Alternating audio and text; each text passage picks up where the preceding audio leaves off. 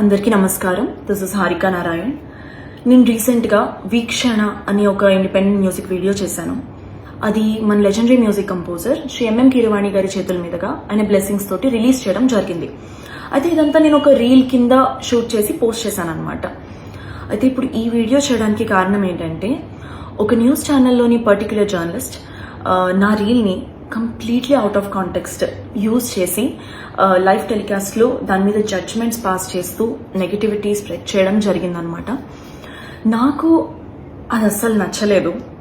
First of all, ఆ స్థాయిలో ఉన్నటువంటి ఒక వ్యక్తి, ఒక లెజెండరీ పర్సన్ ఒక చిన్న మ్యూజిక్ వీడియోని సపోర్ట్ చేయడం అన్నది చాలా గొప్ప విషయం. It shows how much he encourages young and aspiring musicians who want to grow. నేను ఆ వీడియోలో నుంచుని ఉండడం అన్నది నా చాయిస్. కీరవాణి గారిని నేను ఒక గురువులా భావించి ఆయనకి ఇచ్చేటటువంటి రెస్పెక్ట్ అది. అయినా అసలు కీరవాణి గారి దగ్గర వర్క్ చేసేటటువంటి ఏ మ్యూజిషియన్ అయినా, ఏ సింగర్ నైనా, వర్క్ చేసే ఏ మనిషినైనా అడగొచ్చు మీరు, ఆయన ఎలాంటి వారో, ఆయన వాల్యూస్ ఎలాంటివో, ఒక సాటి మనిషికి ఆయన ఇచ్చే రెస్పెక్ట్ ఎలాంటిదో అన్నది.